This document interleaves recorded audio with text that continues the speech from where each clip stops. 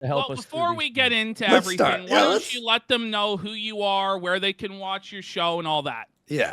I'm Aaron Imholt, the host of the Steel Toe Morning Show, or if you dislike me, the biggest cuck on the internet. I want to ask you, what is the crying on the floor story? Can we hear the crying on the Yeah. floor story? The crying on the floor story. First of Yeah. all, I should have been more specific. Mm-hmm. But the crying on the floor. Well, is that different than the fix her story? Tell us both. Tell us both. Okay, the fix her story is this. Well, now we're gonna jump out of order and we're gonna get way ahead in the story. But all right. Yes. So Yes. I don't think it's any secret, and I've received messages from people saying, "How dare you reveal all this?" I'm like, I'm pretty sure you guys getting arrested revealed all this, but it's no secret that people call it swinging. I would say it was just more straight up, just switching up, Right. more than anything else. And I did look, whoever she is now, whoever she is when I'm not around. When I was around, I'll admit to you, boys, I did fall in love with the Kayla that was around me. Whoever this person is, whoever she was, and Nick would tell me himself, he would go, "I've never seen her like this in years." There was something about the way her and I connected. There was shit we said to each other that we probably shouldn't have. But there was I just developed a very deep connection. April was, doing the substances she was doing with Nick, and I was not okay with it. Her and I fought about it a lot. When you confront people who are on those substances, they tend to call you a lot of shit that kind of fucks with you. And I started to kind of question my own, worth and sanity and whatnot. And when Kayla hears those kind of things and she comes up and she gives you a hug and she says, "I just want to let you know you're a good man." Like, you're at such a low point when you're doing all this shit that's all it takes. And you're like, you know what? I'm going to cling to this person because they make me feel like I'm worth a shit. And she did that. I will say this, Kayla Ricada, for all her faults, for all this and whatever we may talk about, I really did develop a deep affection for that woman, and that was reciprocated. It's unfortunate the way things went. But I really did see that there's something in her that wants to be done with this. There's just no, I mean, in the position, in the situation you're in, there's no opportunity to actually do it. May I ask you one thing? So you told me, and I'm pretty sure you said this on your show too. There was something about like you guys were like soulmates. Like you had conversations about being soulmates. We were in bed one night, and when Nick would be on his streams, April would be the corner demon. Of course, I think that's pretty much figured out by now. I'm not spilling any. But April would go down there, and the sickest part about me and a level of degeneracy I'll cop to is I didn't want to be around my wife. I wanted to be around Kayla. So when those two went off and did their thing, it didn't bother me at all. And as a husband, that's disgusting. Right. That's degenerate. I think, as PPP said, you have to answer to men and God on shit like that. But that was just the way it was. That's the situation I was in. And I'm sorry, Andy, I'm jumping all over the place. No, you're good. Yeah, no. It's very enlightening, everything you're saying. It's fantastic. I mean, it's awesome. You're doing great. Andy, you said the soulmate thing. That's the soulmate thing. Yeah, but no, it's fine. It's unfolding the story. Yeah, go ahead. Sorry. We were in bed one night. We were lying together, and she whispered to me, she goes, "I think you're my soulmate." And I, the way we were at the time, I said, I agree. I feel that too. There was just such a deep connection there. It's a connection we definitely got chastised for by the other two parties. How do they find out about that?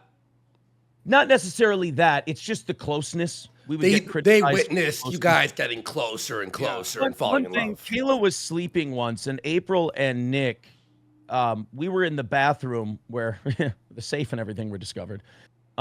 We were in there, and I was sitting on a chair. I'm not going to say they sat me down, but I'm sitting on a chair, and the two of them are close to me, and they're going, "Do you understand that when you and Kayla talk to each other, nobody else can get a word in and you don't even hear other people? It's like you're closed off in your own little world."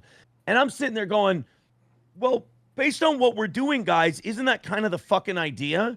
And they're like, well, Nick and I don't do that. I'm like, that's your fucking problem, not mine. Like, I'm talking to this person. I'm connecting with this person. I'd like to talk and speak to this person. And I don't know what to tell you. There were always these weird rules. Like, you play pickup basketball or pickup football, and some kid always wants to change the rules in the middle of the game. Like, now you gotta have 2 feet in bounds instead of 1. Yeah. That's kind of how it felt. Like, if Kayla and I got too far affront or forward, affection-wise or feeling-wise, then the other two had to slam on the brakes. And that included shitting on the other one to me, or shitting on me to her, or Nick would always, the thing that actually led me to ultimately leave one night, it was a Thursday night, 7 weeks ago. Nick started questioning me about where Kayla put her prescription pills one night. Nick, we were sitting up in the bed watching a movie, and Kayla was there, and she went to grab her sleeping pills, and she set them down on my leg. This was a couple nights before Nick confronted me about this. Well, I guess Nick got a hold of Kayla's phone and started reading her messages, and there were really affectionate, heavy messages from Kayla and I, and he didn't like that. And he starts texting me, and he starts going, "Where did Kayla put those pills the other night?" I was like, "What do you mean?" She goes, "Did she put them on your dick?" I'm like, "What?"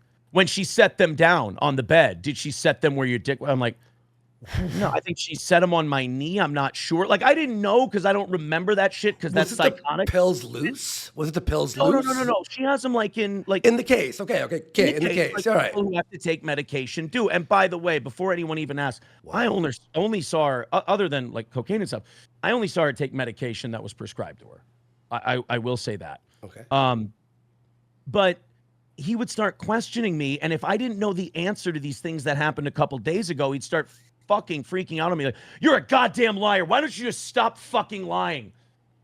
And I'm just like, dude, I just don't know where your wife put her pill. I don't pay attention to this shit. Did you fuck her 2 days ago when you were watching that movie? Did you have sex that? I'm like, Sunday, Monday, I think maybe but then I would realize I would think to myself, you fucked her, right? Why do you think he was so threatened by you fucking his wife? Like, shouldn't he have been chill with it? Those two are extremely codependent. And even though they're into, I think they were kind of bored with each other. And that's where April and I came along.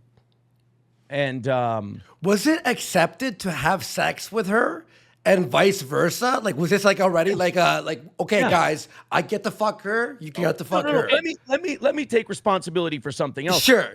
While April and I were on vacation in Las Vegas to watch the Vikings games and hang out with some friends. Okay. I did bring it up to her that I thought Kayla was very attractive. And my part of the degeneracy, my part of the weakness was it might be interesting to try this, because we knew their reputation. Can you walk me through like the decision process to opening your marriage? The Wednesday night before we left for Las Vegas, we went out to dinner with the Ricadas. Now, we met them in October at the comedy show. Okay. That unfortunately Chrissy Mayer's father was murdered, and she had to pull out of the show. Oh yeah, I heard about that. Yeah, it was really sad. Brutal. Yeah. Chrissy, a good friend of mine. Great. Oh, she's person. great. Yeah, I love her. She's wonderful. So that was the one. Sorry to. It was the one where Nick performed that as well. You brought him in for that show. Yeah. Okay. I remember that. Okay.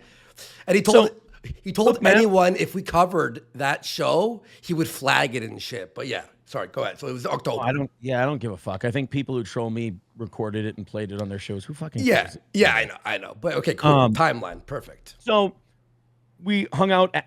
We drank afterwards. It was fun. It was a good time. April and Kayla got along great. Nick was on Molly. He and I got along as well as we could. He was cool enough.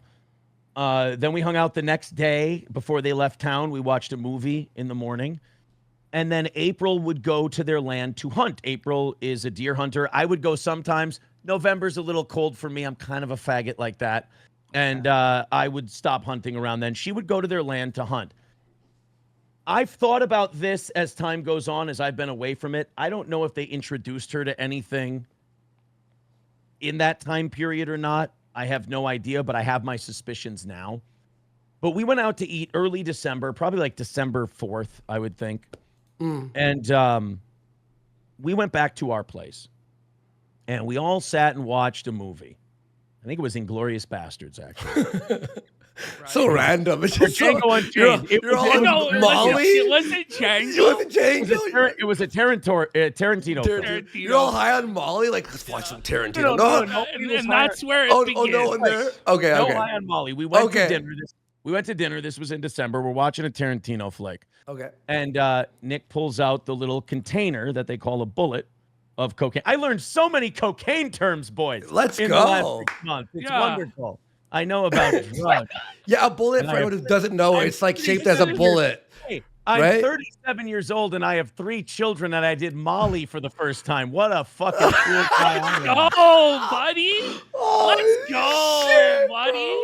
A degenerate cocksucker if there ever so- was. No, You want buddy, to tell people listen. what a bullet is? I know what it is, but you go ahead. Go ahead. You let us know. Yeah. So we're watching the Tarantino No, film. no, just tell people what a bullet is, because there's not A little container of cocaine, like you just easy put cocaine access. in it, You pull it out of and your can just pocket, you go through like the top that, and then bang. Yeah. Give yourself a little A something. bump. Yeah, fast bump. Yeah. Worski knows. I'm a fucking choir boy compared to you, buddy. I don't. Yeah, I know.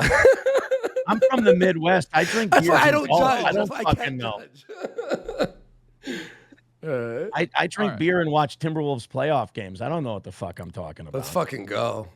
So we're go on. watching it. Pete, shut the fuck up, Ashton. No, I'm just kidding. No, we're watching the Tarantino movie, and Kayla and April start making out. Fun, cool. Right. I said here's something that's got me thinking. I can see it beginning that way, right? Like your Yeah. wives start making out, and it's like it's cool, right? Because it's like lesbian action. It's hot, Yeah. Wonderful. and that's what opens the door to it, right? Yeah. Boob And I touching and rubbing. And I want to say, I respect I appreciate your respect as a man while I'm talking about that, to have both your hands above the screen. I do appreciate it. Ash. Exactly. We Very got good. this a fire me up special. You're a godly man. So Very. they're making out. And here's what's got me thinking that I don't know if something happened before this while they were, while April was out there hunting or not. I don't think so, timeline-wise, but who knows? Nick goes to run his hands up April's thigh. And I go, whoa, whoa, whoa, whoa, whoa, whoa, whoa. And he pulls his hand back real fast. Like, I'm sorry. I'm on Molly. I'm sorry. I didn't know. I'm like, all right, just fucking making sure. So I start doing things to my wife while her and Kayla are making out. Nick starts doing things to his wife while they're making out. And then we break.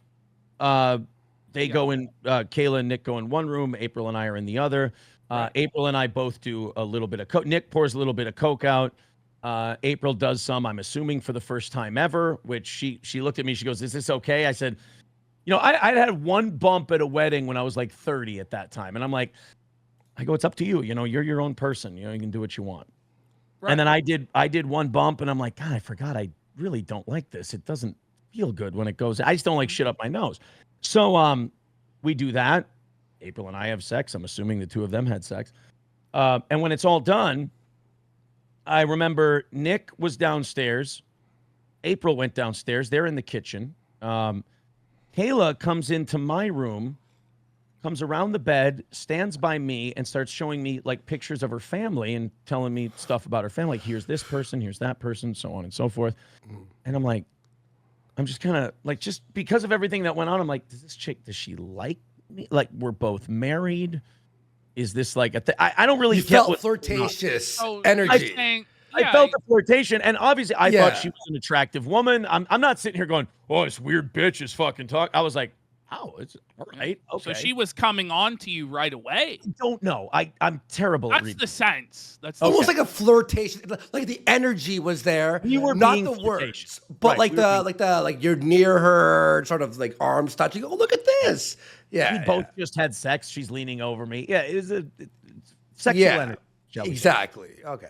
So then April and I leave for Las Vegas the next day, and I am a little weirded out by what happened the day before, and I'm uncomfortable around my wife.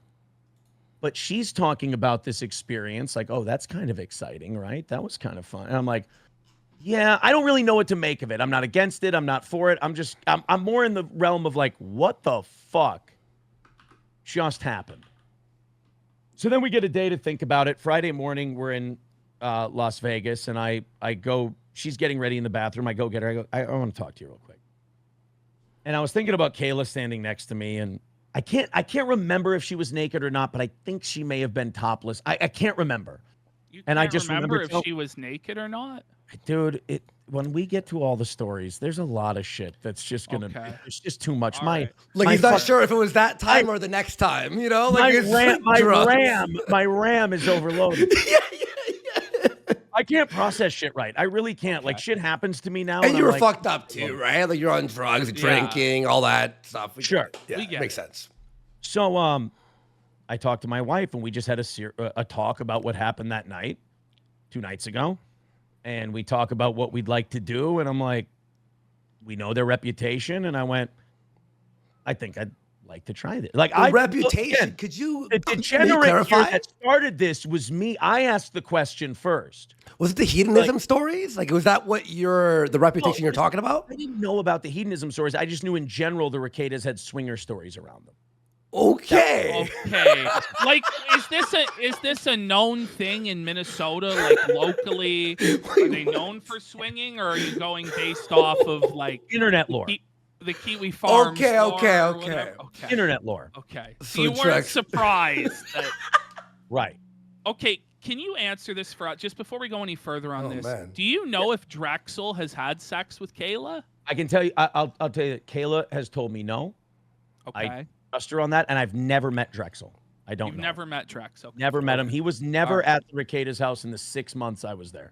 All right. Back to the timeline of you opening things up and how we all So, got here. April seemed way more gung-ho on it than I thought she would. So I was just like, all right, cool.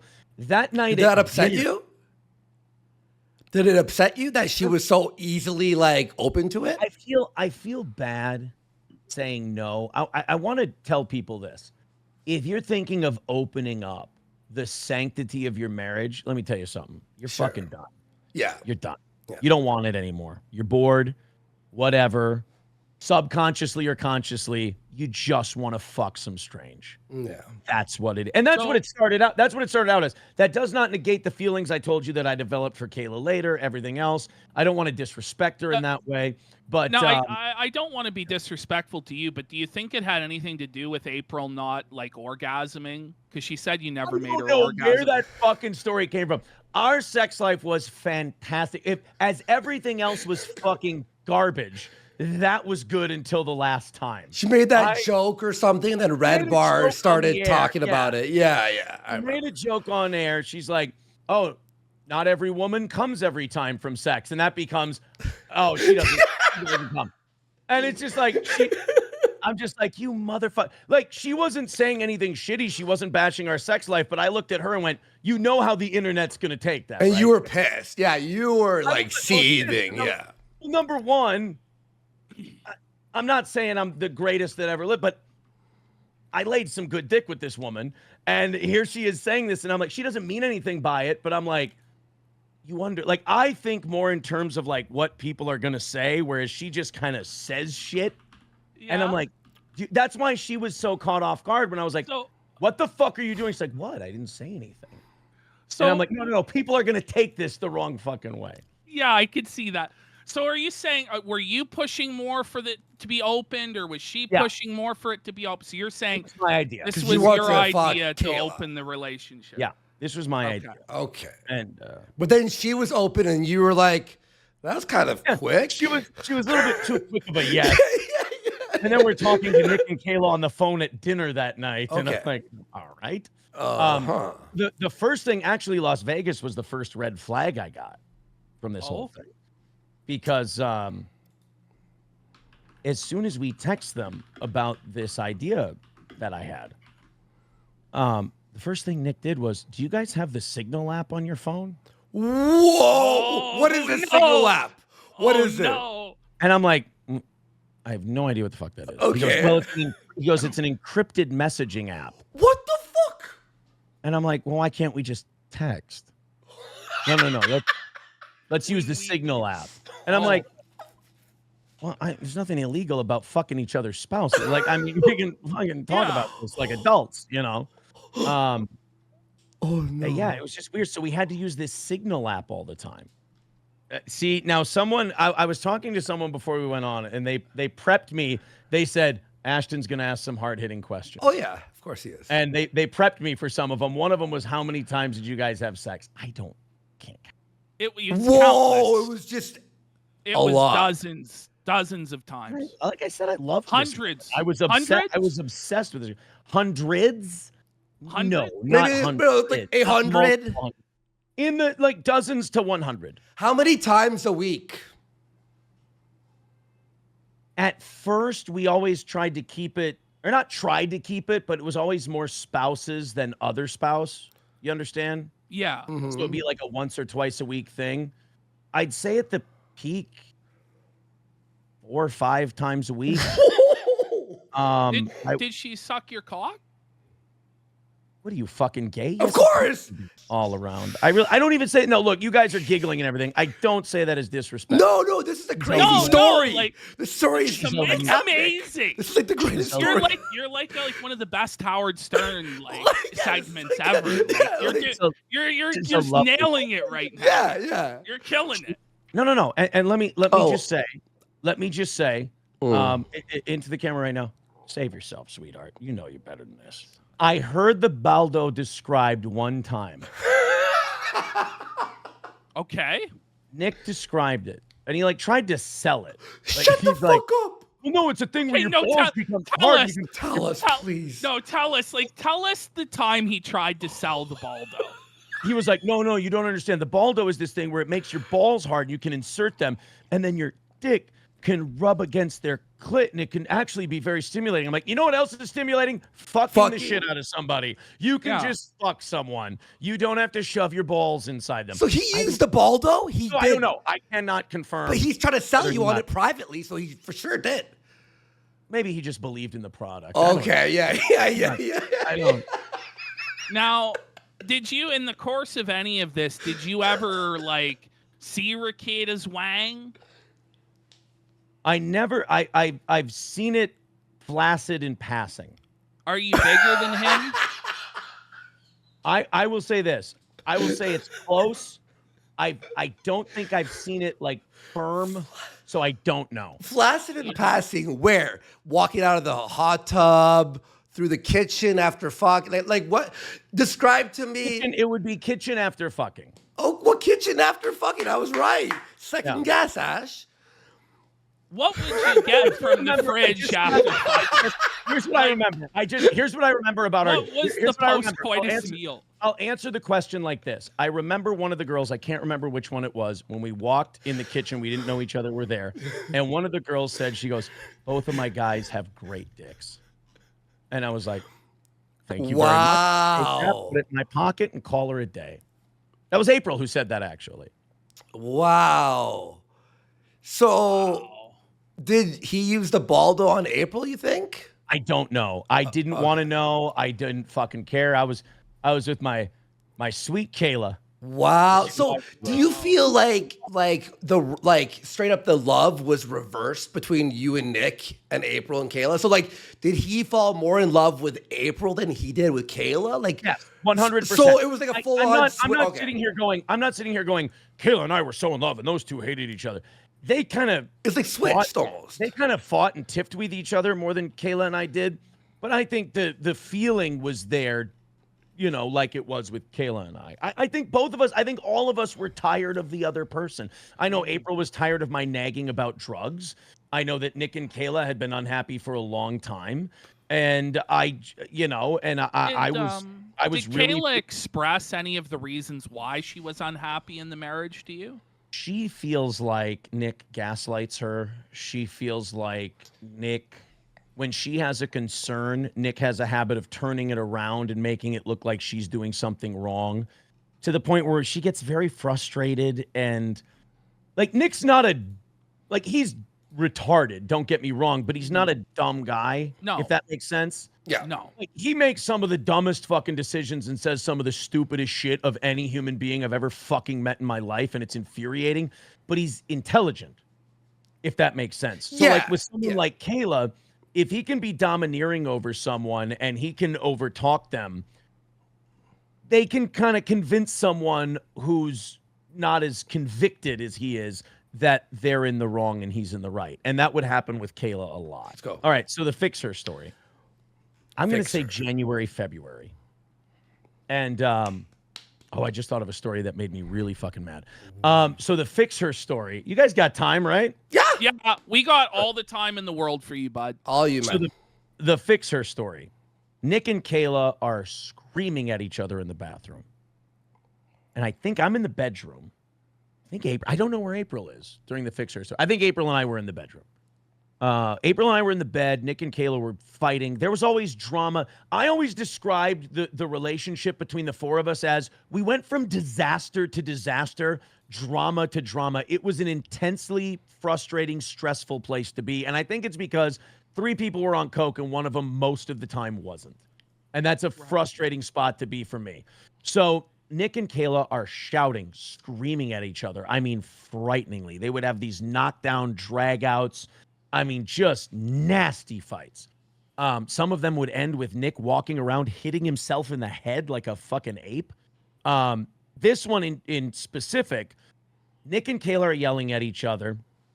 Nick comes storming out of the bathroom. I hear Kayla crying. Nick points at me. This really upset me. Nick pointed at me and he goes, "Go in there and fix her." What did he mean? Yeah, because you. I don't know. Yeah. Go in there and fix her. Whoa. So I go in there and she's on the floor crying, basically in a ball crying.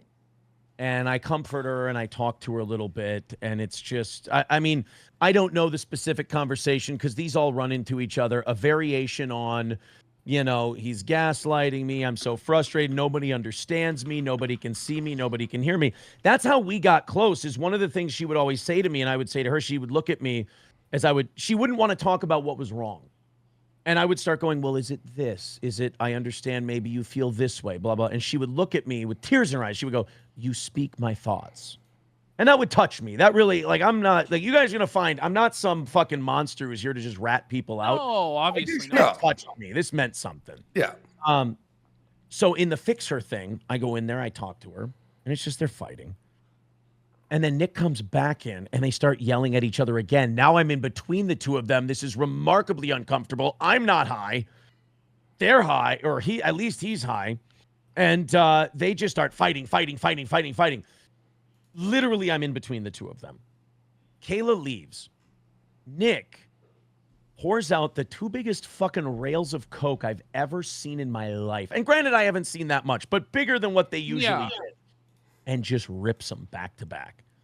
To the point, now he and I were still friends at this point. Literally stopped, put my hand on his shoulder. I said, "Buddy, are you sure that's okay?" Because he had just done some before that. I said, "Buddy, are you sure that's all right? I don't want your fucking heart to explode in the fucking bathroom here." Nick always had this way of WebMDing his shit to explain it away. Mm-hmm. He would go, "No, well, what you don't understand is no matter how much I'm doing right now, it doesn't get me more high. It takes time for it to process and come down." And I'm like, that doesn't make any fucking sense. That's not what I'm talking about. I'm talking about a stimulant supercharging the fuck out of your heart and you dropping dead. Like, no, it's fine. Was he actually showing you shit online? Was he actually showing you stuff online? No, he had an encyclopedia of bullshit. So he acted I already looked at this up. I searched this already.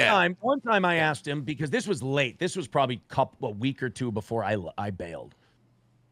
I confronted him. I said, "Dude, I know her and I aren't on the best of terms right now." This is when she was out. I was ready to file, just about over. April and I had crossed the Rubicon already. There was no going back. But I did still care. And I'm like, "Dude, she's doing a lot. It's like every day.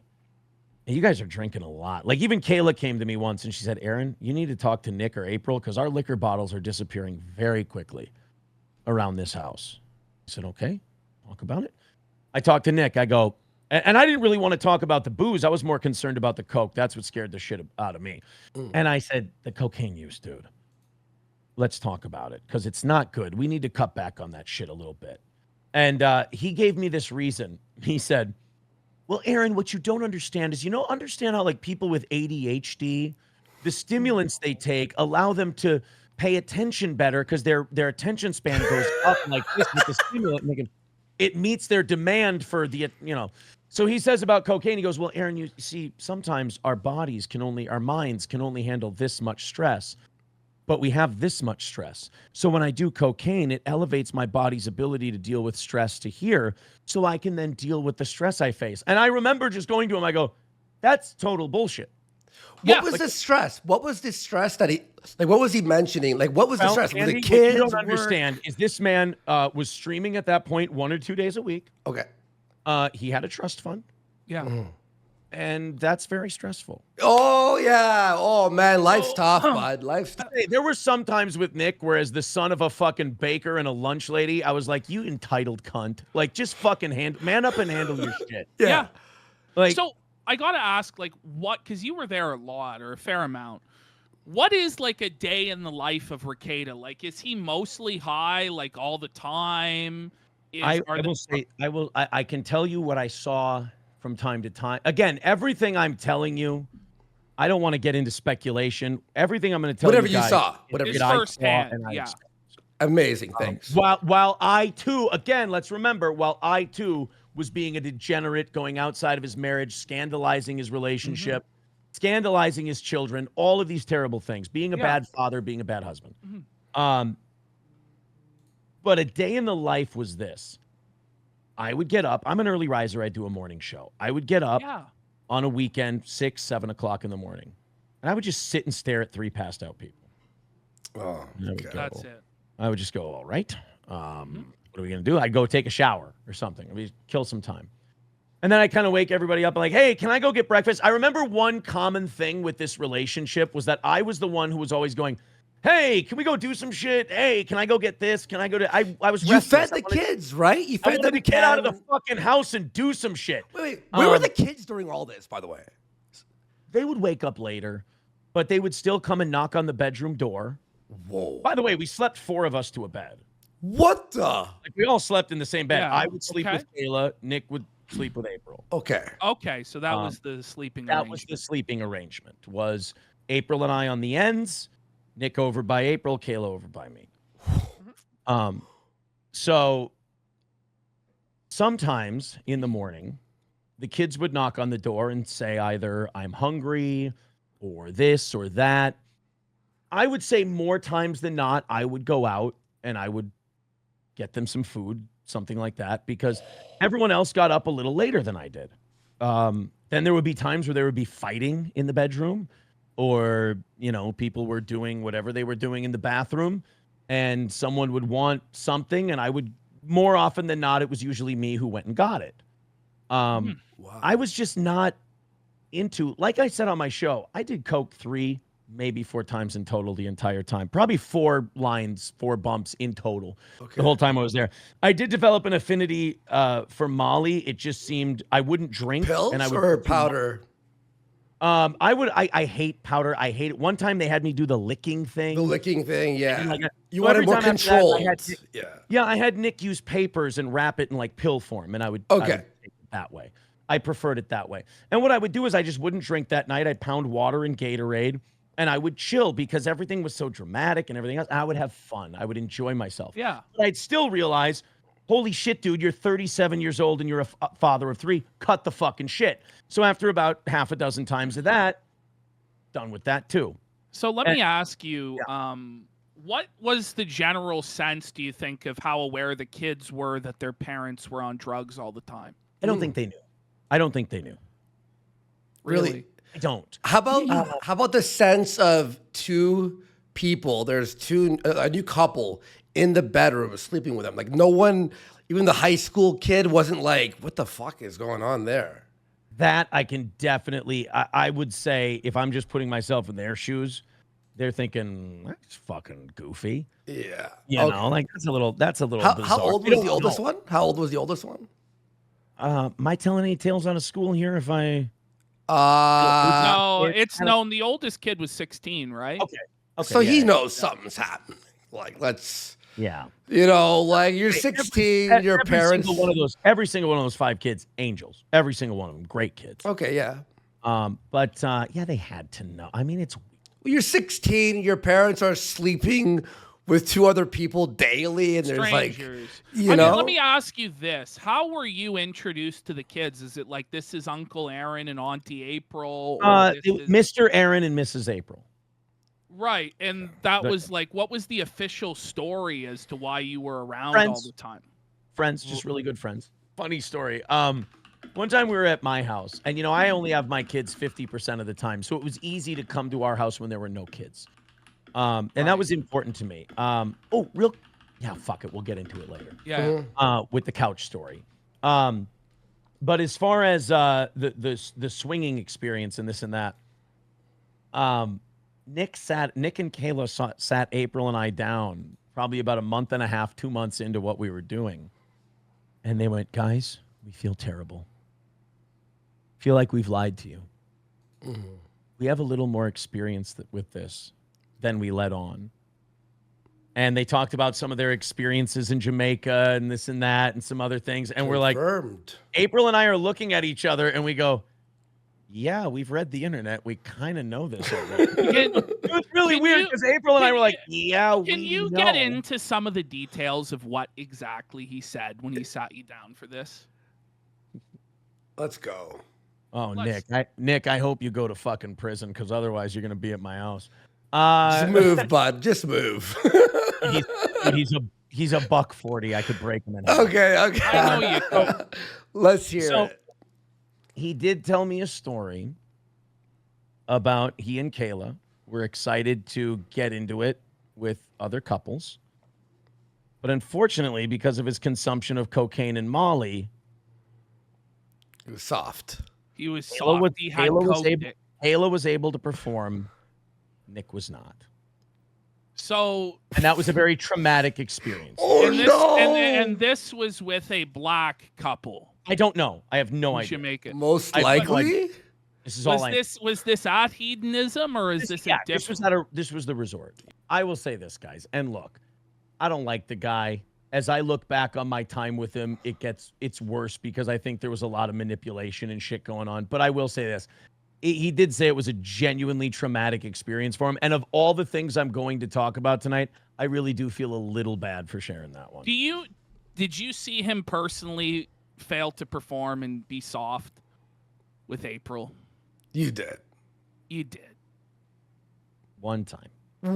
Whoa. Can you Now wait a minute. Can I'm you not tell saying, us- look, I'm not saying there were not times, especially at the beginning for me. I will say, I will cop to this personally, where it's a weird thing, it's a weird sexual thing you're into, and there will be some performance anxiety. Right. And you need a little help. I will admit to that happened to me a couple of times. 100%. Was he popping like Cialis Cialis or or Viagra. was it Cialis or Viagra and stuff? Once in a great while. I will say again, because at the very beginning, I was like, I'm really anxious about this shit. I just want to make sure that if I have any problems, I've got an in case of emergency break glass. And I purchased some things. Right. He already had them. He But, already had. he already it had. was a known issue. Yeah. And I think when you do cocaine, you gotta have that back. Yeah, whiskey and shit. Yeah, whiskey, Yeah, dick. drink Yeah, all the yeah. drinking. Okay. So there was this is probably one of my favorite moments with the beautiful Kayla Ricada. We were at our home, of course, no kids. And we had gone out that night. We came back, and Kayla and I, we were upstairs in my bedroom. And this was such a high schooler, fucking gay, fucking romantic, queer thing that happened. We would have sex, and then we'd run out. It was February. It was wintertime in Minnesota. We'd run out onto my deck. We were very hot. We were very warm. And we would run out into the snow, jump into the snow, make a snow angel, and run back inside. The fun part of the story comes when April comes upstairs. Oh, no. As Kayla and I are making all kinds of noise and making snow angels and just being complete homos. April comes upstairs and she goes, guys, Aaron. I go, yeah? Do you have anything for Nick? We're having problems. Oh. That must have felt good for you. Huh? No, I will tell you this, Ashton. Dude, I felt like shit. No, you didn't. I really did at You that did? time. No, Okay, now I okay. think it's fucking awesome. Like, Fair. but You're like, it's also like, oh, but okay. it's also like there, but for the grace of God, go I. Like I know early on when we started, I needed a little help because it was degenerate and uncomfortable and anxious. I was anxious, blah, blah, so on and so forth. But this was well into things. I mean, this was just a guy probably drank too much and did a little too much. And I go, I mean, yeah, here you go. And then it turns out nothing ever happened that evening. Meanwhile, Kayla and I are just going to town. I think we made 2 or 3 snow angels that evening. And oof, that's a rough one. By the way, sweetheart, baby, get out of that house. Save yourself. Save yourself, April. No, not before April. it's too Fuck late. April. Oh, fuck Um, April. He means Oh, Kayla. you like Kayla. He was- Is Kayla welcome to come live with you? Jesus Christ. No, I can't have a bunch of cokeheads with my fucking kids around. If Dad. she wow, gets clean, babe. if Miss Ricada gets clean and she wants you, Yeah. I is have she offered- welcome? When Kayla would break down and tell me she wanted this to be done, she wanted this to be over, I told her numerous times, I will take you to groups. I will take you wherever you want to go. Dude, You want to help her. Yeah. I don't want to get choked up on a fucking stream, but I have survivor's guilt from running out of a burning building and I couldn't pull anybody out. Like I tried. I wanted to pull my wife out at first, but every time I would confront her on cocaine use, it was just this vitriol of, you're a monster, you're a piece of shit, you're evil, you're a bad guy, and you just want to, like, this invective would come at me to the point where, like I said, I gravitated to Kayla because I'm like, this person is showing me affection and understanding, and she wants help, and she thinks I'm good, and I think she's good, and all of these things. I get lost in conversation with this woman. So when Kayla would tell me that she wanted to get out, I would say, I'll do whatever it takes. I'll help you. I'll bring you to a facility. I'll do whatever you need to do. Her biggest thing, and this is such a tragedy now, considering what happened. She said, I can't leave my kids. I remember telling her at one point, I said, imagine if you went away for 30 or 60 days. You left your kids for 30 or 60 days and you came back better than you've ever been. I think that's better for your children. Her own desire to be a mother stood in her way of getting the help she wanted, but no, the nanny was, I think, fucking tired of it. Couldn't do it. Actually, no, I remember Kayla sent me a message because she had to sit down with the nanny. The nanny left, and then a few weeks later, I left. And Kayla finally had to sit down with the nanny to ask her why she left. And Kayla was feeling very sorry for herself, and she messaged me, and she said, well, I guess, I won't say the nanny's name, but she goes, I guess the nanny is the same way you are. She said she just couldn't do it anymore. So I'm guessing the nanny kind of knew something was up because I was there a lot. April was there a lot, and we'd go right back into the bedroom to hang out. And so I'm sure she thought that was fucking weird. And she's sitting there running the kids around doing all this shit. I'm sure she's a little resentful that there's these 2 other people in the house. We're just hanging out in the bedroom. We got to ask about this because it was in the police report that it was a dirty home. There were That clothes police everywhere. report is a fucking lie. That house is so much fucking dirtier than that goddamn police report said. Those cops went easy on them. I'm sorry. Tell go us. Tell Okay. us. Tell us. Yeah. You walk into that house. First of all, their observation, dust everywhere, 100%. I remember sweeping. I would sweep the floors. I probably swept the floors 2 or 3 You were a times. Janny. You at the action. literally a swept literal I Janny. didn't, here's my thing, guys. I didn't want to sit in that fucking bedroom and bathroom all fucking day. I went out and did housework to keep myself fucking busy and see that the kids were all right. Fair enough. Yeah. I would go out, and I also had a couple of missions. I'll talk about those in a second. But I would sweep the Okay. floors, dusty as fuck. I mean, dusty roads, baby. I mean, it was bad. And then you'd go to the kitchen island, the counter area, just filled with papers and shit. You can't put anything on it. Then you go to the dining room table. And before I got there, I was so proud of this. I started referring to it as my table. Their dining room table was full of just papers and toys and all kinds of garbage and shit. And to me, like I'm an old school, I was raised old school Americana, like the dinner table, that's where you all gather and everything else. And I'm like, well, let's give these kids somewhere to sit and eat and everything else. So I got the kids together one day, and Kayla came out for this too. One thing I was really proud of Kayla on, when I would have projects with the kids to clean stuff up, Kayla would come out and join. and be a part of it. And I really thought at one point, I'm like, I'm going to pull this woman out of this shit. I really am. I'm going to help. And it just, there was always a tractor beam back to Nick and the drugs and all that would just pull her back, unfortunately. But with the table, I got all the kids together and we cleaned off that table. I mean, we cleaned off what was garbage. What went to this kid's room. I made individual piles for the kids of their stuff, and they took it down to their rooms. And we get towels and with soap and water. We'd wash the table off, and we swept the floor around the table, and we got it clean. It was great. And I got the kids dilly bars for helping out cleaning. Wow. And this was a very foreign concept to them. Wow. Because they don't do any chores or anything. Sure. So you helped them turn the crack house into a crack home, basically. Yeah, I know. I'm sitting here as Mr. Nobility. It's like, hey, everyone's still doing blow in the back room, asshole. Good point. You're right, Ashton.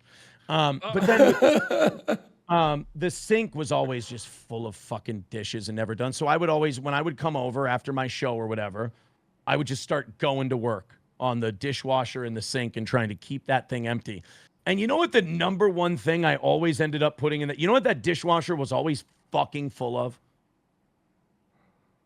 Whiskey glasses. Okay. I was thinking there's so many sex toys. So There's dildos. he had to make sure the whiskey glasses were clean. Wait, but really? as for the kitchen table, his kids ate at, or the floors that they walked on. Oh, no, I still washed the whiskey glasses. I mean, those weren't. Oh. And then the laundry situation. This was the biggest crime the police committed, was understating the laundry situation. There was dirty laundry from the laundry room in the middle of the hallway, out the door, around the corner, down the hallway, into the kitchen. Like into the kitchen area. There were dirty clothes. There were clean clothes in the living room, all over the furniture, all over the floor. They would be getting ready to take the kids to dance or something, and they'd be pulling out, like looking for tights and pulling in the living room for clothing. And you couldn't have company over at this house because where would you have them sit down? The carpets were disgusting, never cleaned, never vacuumed, anything like that. I vacuumed their upstairs carpets once. It was an exercise in futility. I never did it again. Tell us why. Why was it an exercise in futility with the carpet? Because there were stains in it. It was so dirty. It's like daily though. It was just like okay, you'd vacuum it next day or 2 days later. Boom. It was more like the damage has been done. Oh wow, so it's that bad. That bad. Okay. And here's the saddest part: beautiful home. Anybody who worked for their money and actually valued what they had would thank Christ every day that they had this home. And this one was just treated like fucking shit. Yeah. Why do you think he licked the bottle? Because he's a hopeless alcoholic. Kayla would cry about this. Really? Tell us about that. We were down in the studio once, and Kayla was sharing with me a theory that she had. She said, Aaron, I swear to God, I think this whole thing was put together so Nick and April could be together. I think they set this up so that the two of them could be together. And she got me kind of thinking it. But again, I didn't mind because now my wife had gotten on coke and Kayla was being the fucking sweetest woman in the world. So I was like, I at one point I was just like, I got the better end of this deal. I'm happy, and, but she was in the studio one night and her and I were talking and she was on her knees and she picks up 2 bottles and she slams one of them down and she goes, he's a fucking alcoholic. I swear to God. And she just kind of broke down for a little bit. And we just had this conversation about can we get him help? Can we do anything? He doesn't think he has a problem. He fucking drinks all the goddamn time. There would be times where it'd get really tense where Nick would come in with a drink and Kayla would say something like, Nick, it's 10:30 in the morning. And Nick would go, ugh. And I'm sitting between the two of them and I'm like, oh, this is like a kid whose parents are about to fight. And I'm just like, oh, I have a tummy ache. So what would you say to people who don't believe your story? I was doing cocaine. I was doing Molly. I was being a terrible father. I was in this house at the same time. In no way am I absolving myself of any guilt. At any time I was there, I could have taken those 5 kids, called CPS myself, and gotten them help. I engaged in all of it. Why didn't you? Yeah. Because I'm a piece of shit who will pay for that until the day I fucking die. Up until the day before the arrest, I was on the phone with people going, guys, should I call? I know what's going on, but I also know how this makes me look. I was a chicken shit. I was a fucking coward. The story Nick told me, and I cannot remember if I got confirmation of this from Kayla or not, but the story Nick told me is that around the time that he turned 40, Kayla either started doing these things or wanted to start doing these things because she thought that's what Nick wanted in a woman because of the things he would talk. Oh, that's what it was. He said that Kayla started doing these things because she thought that's what he wanted. Now, Kayla would expound on that and go, well, I was only listening to his show and listening to the things he said and listening to the kinds of people he talked to. And I thought that was the kind of woman he wanted. I just wanted to be the woman that I thought Nick wanted. A few weeks ago, the last time I saw Kayla in person, I don't know if Nick and April know I saw her. I'm not sure. But this was after I had departed. I met her on neutral ground. It was great to see her again. And she told me the story of how she had told Nick. And this is so fucking tragic because this may, in fact, be the batch they got caught with. Kayla said to me, Aaron, it's done. It's over. She even said to me, Aaron, I hope you're proud of me. I've been clean for days now. I said, I had tears in my eyes and I'm so fucking proud of you for that. Because that's all I wanted from any of them. Like when I said I couldn't come back, I'm like, guys, I have kids who don't want to come to your house anymore. I'm hanging around my friends right now. See, the thing about hanging out with people addicted to drugs is that you get shut off from everyone else around you. And I have a lot of friends. I have a lot of family. I like hanging out with them. And I know, Ashton, I'm getting away from it here for a second, but when I told them I wasn't coming back, I was like, guys, I'm in my backyard right now. There's kids all over the lawn. They're playing with their friends. I've got friends and family and neighbors over here. I can't leave this again. I love this shit. Who do you think was the driving force behind the decision to open their marriage? Do you think Kayla was pushing for it, or do you think Nick was pushing for it? You know, it's difficult because I know they were both unhappy. But I also know Nick has a way of making things Kayla's idea that maybe weren't necessarily Kayla's idea. I think Nick knows he's smarter than her, and he kind of uses that. So, I mean, I will say this. I think Nick Rekieta, borderline a monster. I really do. Yes. I think he's a bad dude. I don't think he has the ability to feel empathy towards anyone but himself. I think it might be a clinical condition. I mean, the guy is, because he's convinced he's right.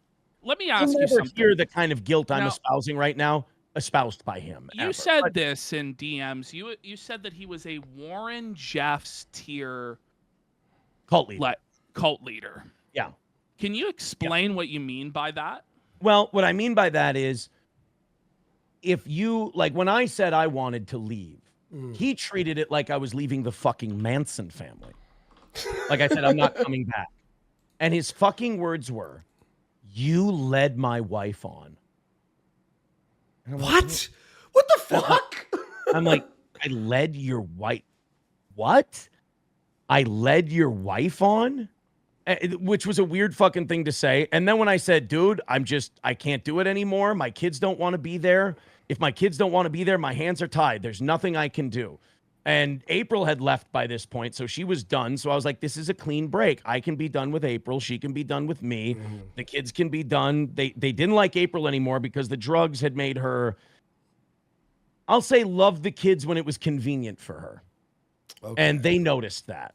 And they knew that she wasn't as active in their lives anymore. And my oldest started to resent her. So I was like, you know what? This is a good time to call it. Nick lashed into this invective on Signal where he started saying, you know, you flabby, fat, whatever, blah, blah, blah. Just starts going into these laundry list of descriptive physical features. And then goes, why don't you do the whole world a favor and kill yourself? Whoa. And I'm sitting in bed. I read that. And I finally, literally the last thing I ever said to Nick Rekieta was, LOL, okay, addict, and then blocked him. Yeah. Oh, I have a question here from someone. Yeah. So, okay, the gun charges, the shell casing. Could you explain any of this at all? I'll tell you this. It was actually, the police report was the first time I ever heard that I was sleeping on a bed that had an AR under it. Whoa. Like, if I would have known that, I would have fucking freaked the fuck out and said, there's fucking, my kids come here and fucking play. Can we get that locked up, please? If I knew there was fucking ammunition and a loaded gun under the bed. You understand that their children come into that bedroom to hug their parents goodnight, and there's a fucking gun underneath the bed? I had no idea. Let me ask you something. With the black eye that Rekieta got, how do you think he got that black eye, or do you know how he got the black eye? My opinion, because again, Yeah. I've been gone for 7 weeks at this time. My opinion, Kayla got mad about the live stream and either threw something at him or hit him with something in a fight. I don't know if that's true. Did but you ever witness Rekieta, like her throwing something at Rekieta or her hitting Rekieta? She told stories to me about how she'd thrown things at Nick. Can you tell me some of those stories, or at least one of those stories? She was fighting with him about something, and she threw books at him. She's such a smart girl. I love her. A fucking firecracker.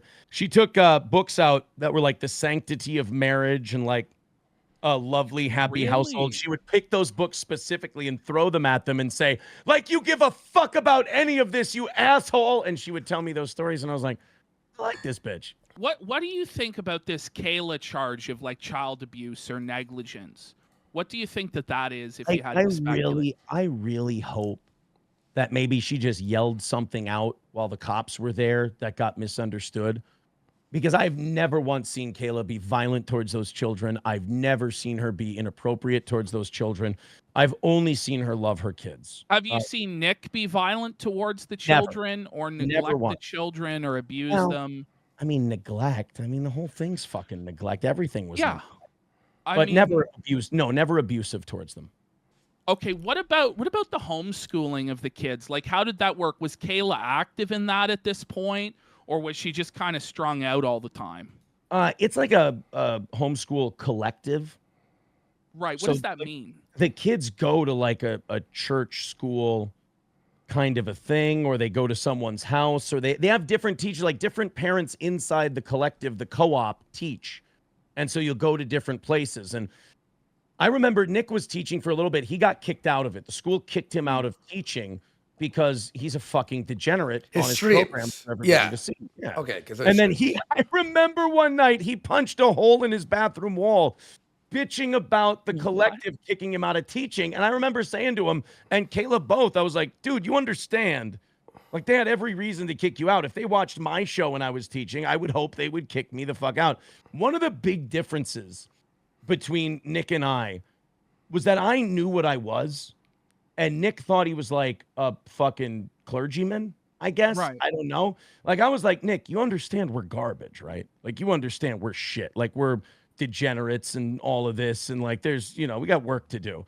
And he would go on his stream and pontificate about family and all this other shit. Sometimes it made me want to fucking puke. It still does. I remember one time he said, I might start a religious podcast. And I remember looking at Kayla, I go, if he starts a fucking religion podcast, I'm duty bound to stop it. Like, that's not okay. We were at my house. Now, we have to go back to December or November to start this story, because the story happened around February, March. Mm-hmm.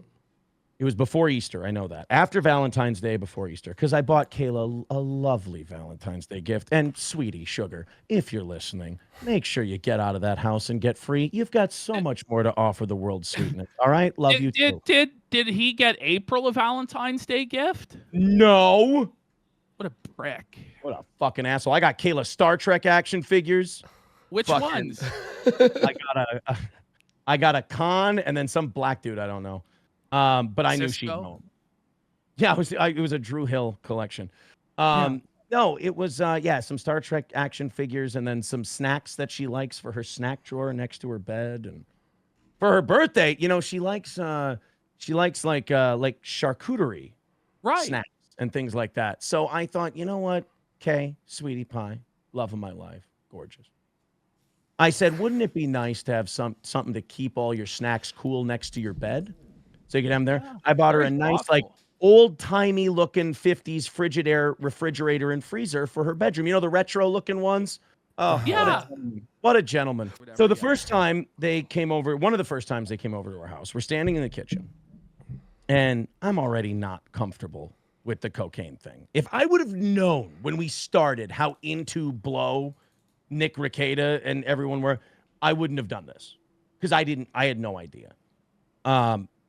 But he takes the little bullet, the little container of cocaine, out of his pocket, puts a little line down for himself on my kitchen counter, and just takes it up. And I look at him and I go, dude, what the fuck are you doing? He goes, what? I go, I got 3 fucking kids and an ex-wife who, if she found a speck of that shit in my home, my kids would be gone fucking tomorrow. Don't ever bring that shit into my house again. Okay, I understand. Yeah, I get it. No, I'm a lawyer. I get that. I'm a lawyer. So, sorry, that's funny. Okay, go ahead. I mean, did a great job of showing up for traffic court, didn't he? Yeah, Good job, bud. exactly. Yeah. Thanks. My State Farm bill fucking appreciates it. You know. But so then fast forward a couple months later. I'm walking around downstairs. My kids are there. No Ricada kids are there. My children are there. Uh-oh. And I'm just walking around checking on them. You know, what are you doing? All this stuff. I think I had made waffles that morning, and I was cleaning up from making the waffle. I hear Nick yell, April, we made one for you. And it was coming from upstairs. And I'm like, well, I know they ain't making fucking muffins and shit. And I walk upstairs. You know that feeling you get where you go, don't be right. Don't be right. Yeah. Don't be right. I hope I'm wrong. I hope I'm wrong. Please. I'm walking upstairs, and I see the mini safe that I know the cops eventually confiscated one day, open on my bathroom, my bedroom bathroom counter, full of drugs. I didn't yell at Nick and Kayla right then and there. The kids were downstairs. I didn't want to cause a scene. I walked down the stairs. I go, April, could you come into the kitchen, please? April comes into the kitchen. I'm irate. I go, I told them to never bring any fucking drugs into this house, and they have the entire container full of fucking coke, and they said they just made one for you, so you had to know this was going on.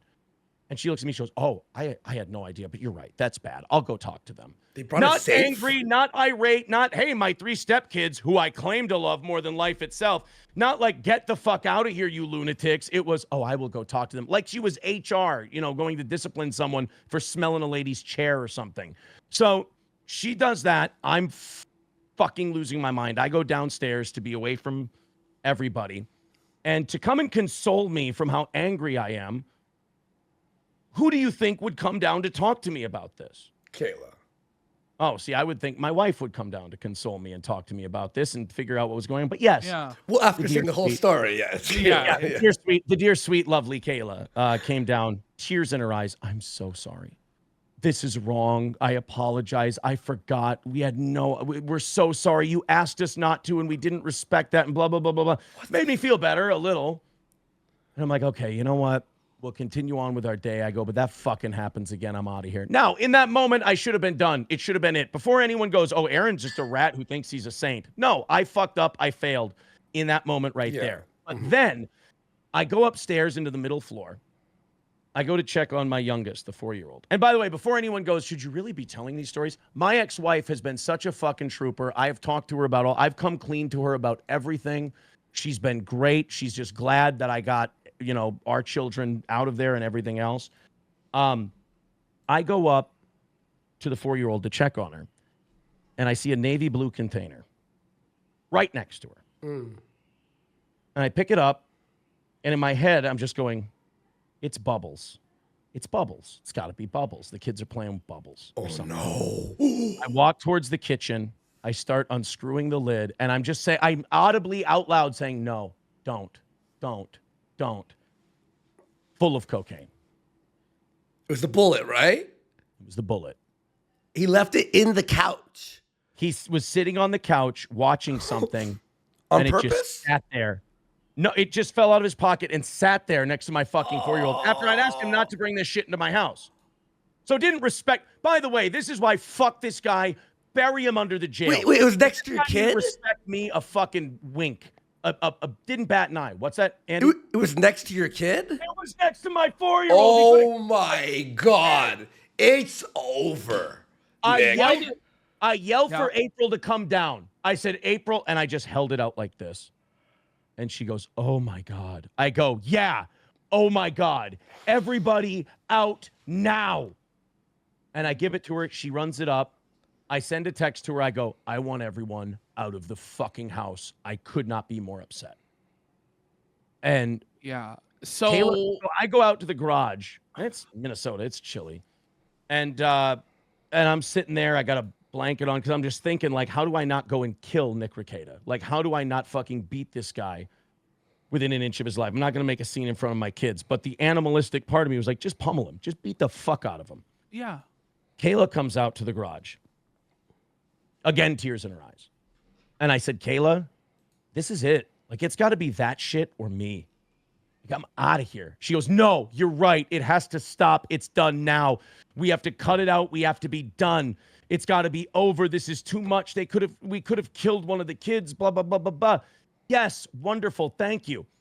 April goes upstairs to be with Nick to make sure poor Nicky's okay because he feels so bad about almost killing a 4-year-old. Kayla and I sit there playing board games with the kids the rest of the afternoon until they have to leave. April never once comes down to say a word. I go up to say goodbye to April. Nick and Kayla have left for a little while. I go upstairs to tell April I'm taking the kids. She's sitting in the shower sobbing. Somehow, this has all become my fault because I was mean to her and I told her to leave the house. And how dare you do that? And Nick's really sorry, you know. And I went, you're going to fucking make excuses for him after all this shit. Took the kids back. The rest of that whole night is a blur because it was a disaster. It was filled with fights and screaming and yelling. I know Kayla threw a fucking drink, an iced tea from Popeyes in Nick's face. I know that Nick started hitting himself again like a fucking ape. Oh, I got to tell you the baseball bat story too. Go ahead. That was the bullet. That was the bullet story. Tell us the baseball bat story. The baseball bat story. We're out one night. This is where I got to be like Sting. This is exciting. Okay. We're out one night. We're coming back.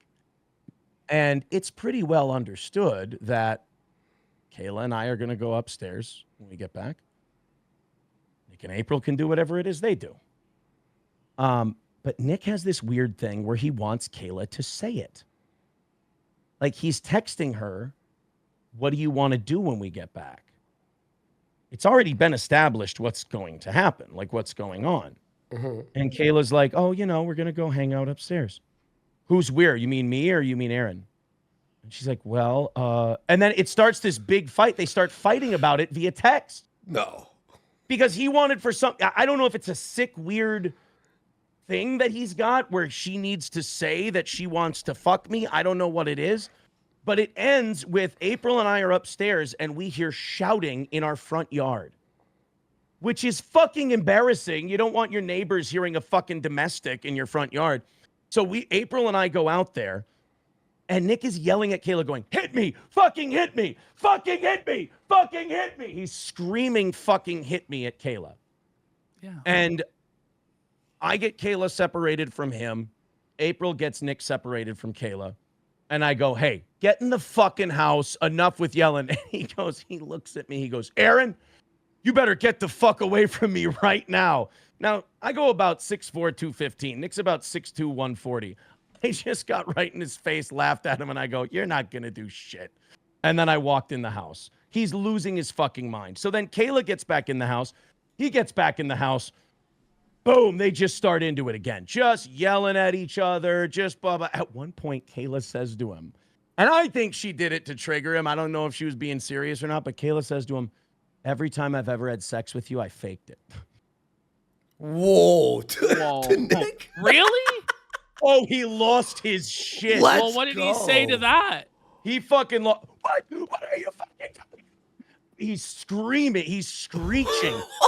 Of all the things I've ever heard anyone criticize Nick over, questioning his sexual prowess set him off more than anything else. And I'm sitting here, I got a show in the morning. I'm like, guys, I want to fucking go to bed. Jesus Christ. Because April and I are upstairs. April's genuinely concerned. I'm just sitting here going, this is fucking retarded. Mm-hmm. April and I are 8 years apart. There's a lot of shit that happened where I'm just like, guys, this is embarrassing. We're 40. And April would be like, no, this is serious. We need to talk about it. I've never heard more people reference killing themselves than this group of people when they're high and like drama happens. Really? Like, oh my God. April's like, you have no idea when we were getting divorced. I wasn't around the kids anymore, which by the way, she left the kids without saying goodbye, left me to have that conversation. So fuck you and your attitude towards the kids, using it when it's convenient for you, when you're not, but, she goes, I've asked Nick to kill me so many times. It's like, well, then you guys all need to go get help because that's fucking insane. She's asked Nick to kill her. Wow. Oh, and then Nick does this motion 5 times a day when he's fighting with Kayla or he's frustrated about something. How often does he hit himself in the head like a spastic? I saw it 3 times. I saw it 3 Just times. 3 times. Yeah. That you saw. So- yeah. Amazing. So now Nick, then they start fighting again. April and I go upstairs. We're like, this is fucking exhausting. I finally hear yelling again. I go downstairs. He has Kayla cornered in our half bathroom in the entry. You know how a house where you'll walk in and there will be a bathroom right away, just a toilet and a sink right away that people can go into? He's got her in one of those smaller bathrooms, and he's got her up against the corner of it, shouting at her. Now, I'm a big enough dude that I can handle a Nick Rekieta with one arm. It's not a big deal. Yeah. And I'm like, you know what? I don't know what he's on. I don't know what the deal is here. So I go out into the garage and I get a baseball bat. I put it between the two of them. I push him aside and I go, get the fuck back. And Nick goes, fuck. And he walks around the kitchen beating himself in the head. And then April looks at me and she goes, you didn't need to bring that baseball bat in, you know. You know how I told you that I was a complete gentleman and bought Kayla lovely, thoughtful gifts for her birthday? Yes. Well, Nick thought that we should buy April should buy her a sex toy from Pure Pleasure for her birthday. What a gentleman. What a gentleman. So that was how it came up. So that's how it came up, right? The idea of going to the sodomy barn or Pure Pleasure. Yes, picking something out for April for her birthday. So you're going to go with him to buy a sex toy for your wife. Was it remarkably uncomfortable? Yes. Okay. Gay as fuck. Actually, it was more Kayla who ended up picking it out. But like, it was like the two of them were like, we want to buy April something for her birthday. What did you buy? What did they buy? What did they purchase? Some kind of vibrator thing. I don't even know. Was it used or new? Did I ever tell you that Nick brought a St. Andrew's cross to a hotel? Wait, what? Go ahead. Wait, what? Wait, go ahead, explain. Thing, you know, the St. Andrew's. A sex cross? Yeah. Okay. Now listen, start telling us some of these stories with the sex cross or like like this was the first time we ever switched partners. Okay. Nick wanted to show off his big sex cross that he had, so he fucking packed it with him when we went out for his birthday in Minneapolis. Like, he brought this big fucking sex cross and then put it up like it was normal. And like, there's a lot of red flags here as I look back where I went, I should have fucking gotten the shit out of here a long time ago. No shit. When there's a giant sex cross in a hotel room, and what is the sex going through cross? your mind when he unveiled the sex cross? What is the sex cross? I can tell you, quote, what my thought was in my head was, why the fuck is there a giant cock-sucking fucking sex cross in the middle of a hotel room? And then did he fuck your wife on the sex cross? No, he didn't. Nobody got fucked on the sex cross that night. Yeah, and I lied my balls off to protect everybody involved. But now that they all got fucking arrested and humiliated me, and then when I contact them, they're all still in denial that they have any sort of problem. And then one of these motherfuckers left deadly amounts of cocaine next to my 4-year-old. I don't give a fuck if I bury you under the jail. I don't owe these people any fucking loyalty. It could have destroyed my fucking life. I made terrible decisions, and it was all with that's them. okay. Yes. The embarrassing sex thing. I remember what it was now. Beauty, go. Kayla had gotten me a birthday present. I'm a cigar smoker. I like to smoke cigars every once in a while. And she got me this beautiful ostrich skin zip up cigar humidor with cigar holders and, humidity trackers and everything. It's just really a nice cutter in there, a nice lighter. It was just really nice cigar set. And Nick goes, oh, I want her to present your gift to you. And so Kayla got completely naked, came down the stairs. This is at my house. I was seated on the couch. And Nick was seated on the couch too. What? And she brought the gift down to me and sat on my lap and gave it to me. But Nick's right there. Oh my God. I remember that was fucking weird to me. And then he goes I'm going to leave you two alone. So then he goes upstairs and Kayla and I are on the couch. And I'm totally not getting into it because I can see Nick peeking around the door. So Nick was watching you fuck his wife. Well, no, I wasn't. I She's couldn't on his fuck lap. her. Yeah. I couldn't fuck her. I was on top. I got on top of her on the couch, and we're making out, we're fucking around and shit. But every once in a while, out of the corner of my eye, I can see Nick peering around the door. And I finally just went, because we were going to go out to lunch after I opened the gift. And I go, guys, can we just fucking go out to lunch? I can't do this with people fucking staring at me and like peeking around the door. And he's like, oh, sorry. I just want to know like what you guys were doing. So maybe I know what we should do. And I'm like, I don't need an explanation. If some guy is fucking staring around the corner, fucking watching me, I'm not into it. Sorry.